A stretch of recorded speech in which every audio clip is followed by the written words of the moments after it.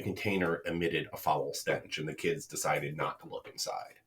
Later, a hunter found himself in the same area of the state park and came across the barrel. Inside were two bodies, one of a woman in her 20s, the other of a 7-year-old girl. Both suffered signs of blunt force trauma. Given the amount of decomposition, it was assumed that they were murdered sometime between 1978 and 1981. The problem was that no one knew who they were or where they came from.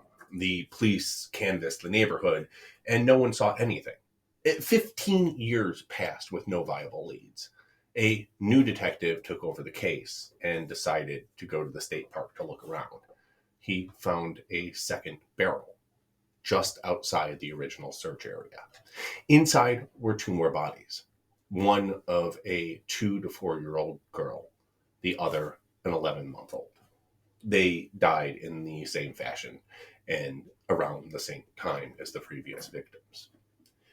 In 1985, a man named Curtis Kimball was arrested for driving under the influence and endangering the life of a child.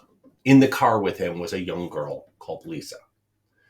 Kimball failed to appear in court, and he changed his name to Gordon Jensen and abandoned Lisa in an RV park in Scotts Valley, California. In 1989, he was picked up again driving a stolen vehicle. He was going by the name of Jerry Muckerman. Fingerprint analysis linked him to the previous aliases, and he was sentenced to 3 years for child abandonment.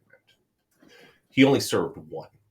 The child was not his. Lisa was the child of Denise Bowden, a woman who was last seen with her boyfriend, Bob Evans, and her daughter on Thanksgiving of 1981.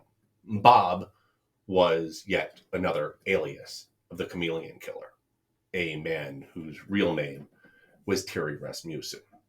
In 1999, chemist Ansun Young introduced her family to her new boyfriend, Larry Vanner. The two married in 2001. In June of 2002, Ansun's family reported her missing. An investigation was launched, and the police visited Larry Vanner at his home. Larry refused to allow the police to speak to her. But it didn't take long for them to realize that Larry Vanner was, in fact, Terry Rasmussen, a man wanted for parole violations. Well, searching Rasmussen's home, they found a large pile of kitty litter in the garage. Under the kitty litter was the dismembered body of Ansun Young. Rasmussen pled guilty and went to jail for 15 years to life. In 2003, he passed away on December 28th, 2010, while incarcerated. So what does this have to do with the bodies found at Bear Brook State Park? DNA analysis done in 2019 found that 3 of the bodies were related. Marlise Elizabeth Honeychurch was the mother of 7-year-old Marie Elizabeth Vaughn and 11-month-old Sarah Layden McWaters. The remaining child was the biological daughter of Terry Rasmussen. Given the connection, it is assumed that all were victims of Rasmussen, as was Denise Bowden, whose body has never been found.